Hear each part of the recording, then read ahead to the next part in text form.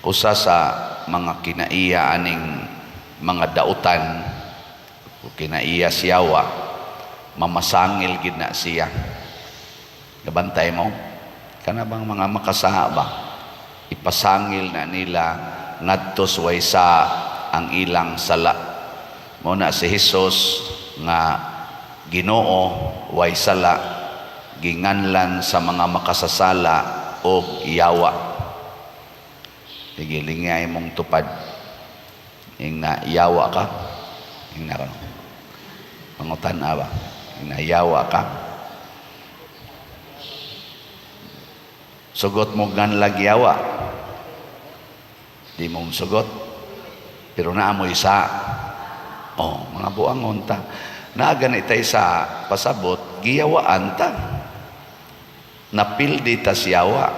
Gipuy-an ta siyawa. Nya kung atong biyaan ang sala, mao nang panahon na nga naanatay Ginoo. Muna si Hesus pag-anhis kalibutan, iyang gipapahawa ang mga yawa gikan sa mga giyawaan. Dili lang kadtong giyawaan nga syagit-syagit, magkusgan kaayo, magbuwa pang baba. Kung dili ang mga tao ba na naay yawa sa ilang kasing-kasing tungod kay misalig sa gahom sa tao, dili sa gahom sa Dios. Matagsalig nato sa gahom sa tao, nabuntog na ta siyawa. Kung wa kay kwarta, asa man ka mosalig? Sa gahom sa dunay kwarta o sa gahom sa Ginoo? Kita din hero, narabatay baligyag slat, asa man ko mosalig? Sa makapalit og slat o sa kanang wa gyud palit-palit? Nisalig ko sa Ginoo nga maoy muhonghong sa kasing-kasing sa naay mga kwarta aron mo palit og slat, kay naay daghan kayong nagsigig paminaw nako aning atong wali, sigig kadungog aning ato mga humili o ka mga hangyo, pero inigsulti na nato parting slat, murag wa gyoy epekto ba? Kay wa patanduga ang kasing-kasing. Og mauna ang gitawag nato sala batok sa Espiritu Santo. Kana bitang mahimo natang hardened heart. Kanang dili na ta kamaong maminaw sa pulong sa Ginoo. Muna si Hesus niingon siya, ang sala batok sa Espiritu Santo di gid na mapasaylo, kay di man na mapapas. Nganong di man mapapas? Kay di man gyud mangayog pasaylo kining mga tao nga nagsalig sa ilang tawhanong katakos, tawhanong gahom. Labi na gyud kung makahimo na silag sala sama anang korupsyon. Kanang korupsyon, mga tao na nga nangandoy kwarta. Nya sa ilang pagpangandoy kwarta, naghimo silag anomalya sa gobyerno or sa simbahan, o niya ila nang i-justify o di gina sila muangkon nga nagkorupsyon na sila, di ba? Mo nang di gyud mapasaylo kay di man gid sila muangkon, kay ang pagpapas sa sala nagkinahanglan magpagpaubos, muangkon o niya mo himo sa angay buhaton aron pag kanabang gitawag na to mahulipan ang kadautan nga nabukmugna tungod sa atong sala. Muna si David diri sa unang pagbasa, gidihugan siya nga hari, puli adtong namatay nga hari nga si Saul. Samtang si David gidihugan na ni Samuel, batan-on pa siya, nialagad siya sa hari nga buangon kadto si Saul, masinupakon sa Ginoo, kusog kay mo justify siyang sala. Ang mga tao nagtan-aw ni David nga mao gyud ilang hero, kay bisan pag si Saul mo ilang hari, si David man mo kusog kayong mo buntog sa ilang mga kaaway. Ug unsa may naa ni David nga nakapahimo niyang kusgan og nakapahimo niyang gamhanan batok sa ilang kaaway nga wa didto ni Saul nga mao gyoy present nga hari. Hibaw mo. Lingi ay mong tupad na kaybaw ka unsay naa ni David. Wa mo maminaw des. Unsa to'y tubag nato sa Salmo? Sa to'y tubag na to?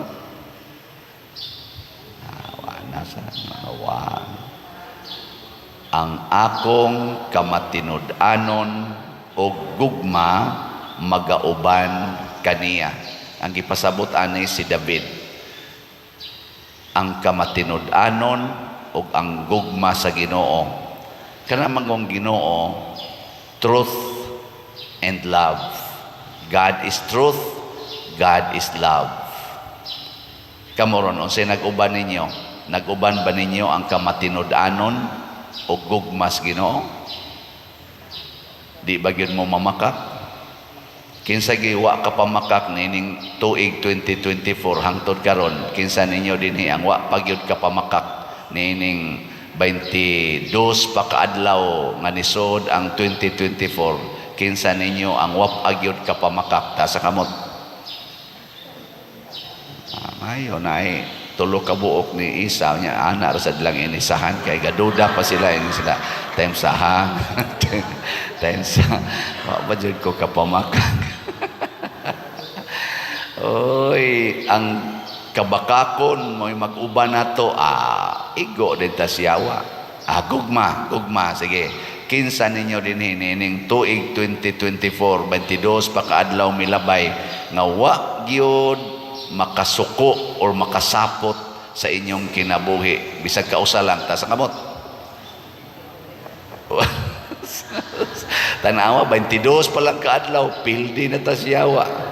Ngano man wa mag-uban nato ang kamatinud-anon o gugma sa Dios. Si David nag-uban niya ang kamatinud-anon sa Dios. Ug unsa may kamatuoran nga gidawat ni David. Kadtong gigukod siya ni Saul kay gustong patyon, niingon si David, unsa may gipangita sa hari sa Israel, patay nga iro o usa ka pulgas? Giisip ni David ang iyang kaugalingon nga patay nga iro or usa ka pulgas. Doon na bagod na ibili kanang patay nga iro.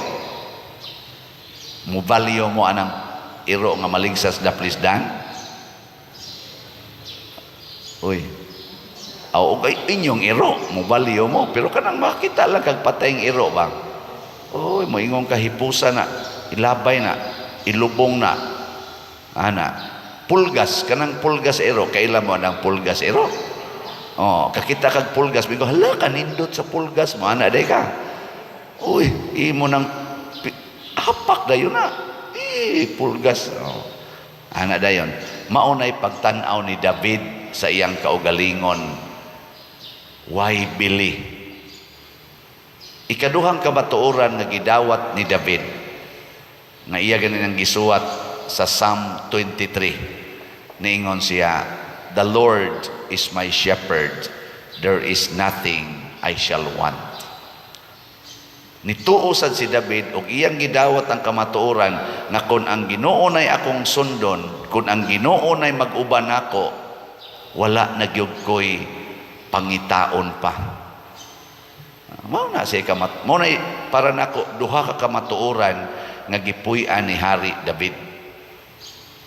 Ako bitaw dinhi naningkamot gyud ko paghunahuna bisan pa niining tanang nahitabo ron sa atong parokya, nahitabo sa kong kaugalingon nga kapoy na kay sigig ngisi basta adto ko sa laing parokya.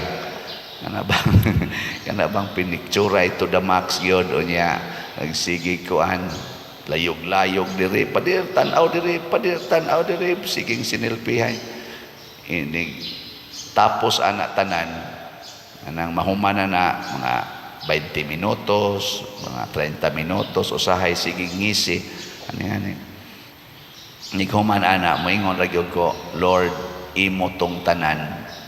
Salamat sa imong paggamit nako nga nalipay sila nga nakakita og pari, nagpa-picture og pari. Pero wa gyud ko'y angay kun ako lang. Wa gyud ko'y angay. Imo ra gining kuhaon kundi nakakauyon ani. I-disown. Unay mangutana nako, Pader, wa ka ma-stress anang imong sige ko ang namura na kag-celebrity nako. Disown. At the end of the day, wa gyud ko'y giangkon anang ako. Pwede ra gyud kog mamatay anytime.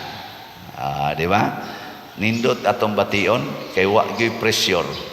Di ta magsigig pa-official, dili kay ug ma-conscious na ko ana magpa-official nako, akong buhok ako na ning pakuluran, kay aron nindot ko tan-awon, akong pilok ako na tingali ning sumpayan, kay para gyud mo nindot ko tan-awon sa kamera, kay daghan na ra bang mo picture nako, inaana no? Posible ba kung ma-conscious na ko aning maong gihatag sa Ginoo nga kun tan-awon dili gyud para ako, gigamit las Ginoo karong mga panahon na para unsa man para ra gid ni slot, para nako, para slot ra gid ni. Og kining nahitabo nako karon nga makabaligya gyud slot, ako sa ning giisip nga Ginoo ang naghimo ani. Kung di gyud tandugon sa Ginoo ang kasing-kasing sa naminaw nako, wa gyud ko'y mahimo. Iligi ay mong tupad. Ing nanatandog kas gisulting Father bahig slot. Ikaw na ba ing na? Ay nanatandog ka, nya ingon gani. Okay raman, anad naman ko ana niya. Sa ato pa do na kay yawa tingali. Pero moingon ka, bitaw no, sige gyud tagpalit kay sus kanindot ana para gina sa simbahan. Mo na ako na sang i-report ninyo ang mga nangatandog. As of yesterday, ang atong SBF DAG para sa atong kumbinto, padayon lang ni hinay-hinay, nahalina na tag 8,189 kaslots, na apay 51,811 kaslots nga available. Atong pakpakan ang namalit niini. Salamat kayo. Salamat nga nagpatandog mo sa Ginoo. Na iniingon ako nga, Father, ako na gining i-promise kada na gyud ko sweldo mo palit og slot nako. Biliba nako ani niya. Hinaot untang panalangina ni sa Ginoo. Nga sa ini text nako, Father, unsaon ba nako pagpalit og slot nga nagkadako maning akong mga utang. Nako kani murag di lang ko motubag ani basig ingnon hinuon ko nga bayri Father bi akong utang. Pero ningon bitaw ko niya, ayaw na gyud pangutang. Sunda ang Ginoo nga wa gyud magsugo nga pangutang kamo. Ay nagyog pangutang. Text din siya nako. Unya Pader, kining akong mga estudyante, di man ginako makaya sa akong sweldo, makautang man gyud ko. Nako, ayaw nagpa-eskwelaha. Di ba? Kining akong maintenance Pader, di man ko makaya na ani, dako man kay akong maintenance, ayaw na pag-maintenance. Ana. Unya mamatay ko Pader. Dritso kas langit. Di ba? Nganong ato maginalisod-lisod? Di ba? Nganong maglisod-lisod magitas kinabuhi? Nganong magpa-eskwelahon ni mo imong anak din adi na mamatay? Patay gyapon. Nganong madig mag-maintenance ka? Di na di ka mamatay? Patay gyapon. Nya wa man ka kay kaya. Nganong imo maginambuhaton aron lang jud ka makautang, aron lang jud ka makahatag og problema sa imong isig ka tawo? Di ba? Maghatag-hatag lang yung problema si mo si katao. Muna ako, sige lang kita din higbaligyag slot, kaya di man ni utang, anara ninyong mamalitsan mo, kaya ang Ginoo raman sa muhimo ni ana.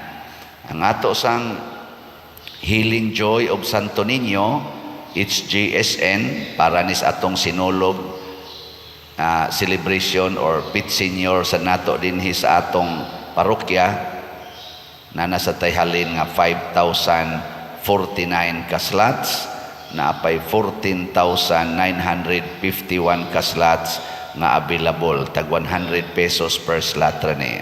Lain na sang pakpak atong pakpakan. Salamat kayo. Kutob rani sa February 3. Kuan raman 14,000 naman lang ni gato gining paliton, dali rani mahurot. pero dako kay ning ikahatag nga kalipay o pagpalambo sa atong debosyon ni Santo Niño o transformations kasing-kasing. Tiaw ba na ninyo kung moapil mo sa atong motorcade sugod karong Huwebes ba ini kagabi apil mo sa motorcade human sa misa, alas 6 man atong misa dinhin, nobina mas human sa misa mag motorcade ta, makakita mo 34 kakapilya nga magsigig sayaw sinulog sud sa siyam ka gabi. Malipay tan-aw magay mo atong usara ka kuan, usara ka adlaw, hago magitap kanib siyam ka gabi. Unsa man ang ilang sinulog, ato nang gikontes-kontes, pero opportunity sana sa pagsakripisyo o pagampo sa Ginoo, kay ang ilang litukon o ang ilang sayawon para man sa Ginoo nga si Santo Niño. Siyam kagabi nga magsigi og petisyon, mga pagampo ngadto sa Ginoo. Kung himuon is kinasing-kasing sa mga nangapil ani, pastilan dako ang grasya nilang madawat. Kita sad nga mag motorcade nga magtuyok, sakripisyo sad na. Kinahanglan sa inyong motor o inyong sakyanan nindot sa kondisyon ha, kay masakripisyo po tayo, lisod-lisod na basang daan na to. Ana, sakripisyo sad na, daghan sa tagrasyang madawat ni ana. Nya ini kapit sa 3, atong pista na gyud, ang atong 5 ka barangay muhimo sa ilasang kompetisyon. Akong nadunggan, sige na sila practice karon kada gabi, sige practice.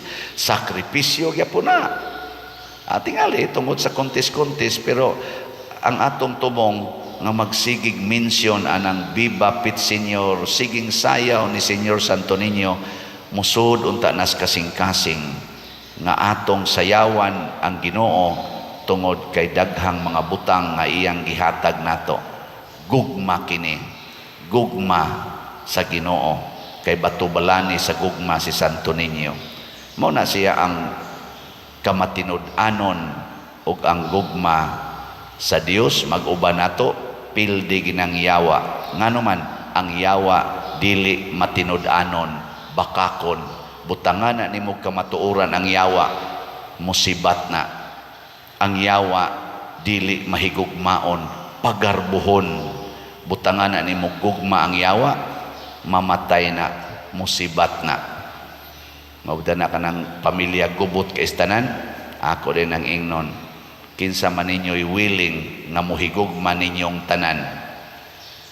Mingo ditong asawa, ako pader, muhigugma gyud ko sa akong bana nga nangabit og palahubog og ning akong mga anak nga nisuyop, antuson ko nin ako, congratulations, musugod na ng kalinaw dinis inyong balay. Ikaw mao'y agianan sa gahom sa Ginoo. Kana raman gyud. Ana ra gyud. Nindot man sanang magpa-deliverance ka, magpaana-ana ka tubig, mo bendisyon man san mi ana, pero di gid na mulungtad kung wa gi usa diha nga gustong ubanan sa kamatinud-anon o gugma sa Ginoo. Naa diha ang kusog, naa diha ang gahom nga makahingilig yawa. Si David giubanan niining maong kamatuoran o gugma. Ang mga santos samang San Vicente Ferrer giubanan sad ani. Sige lingi imong tupad. Ingna gusto kang ubanan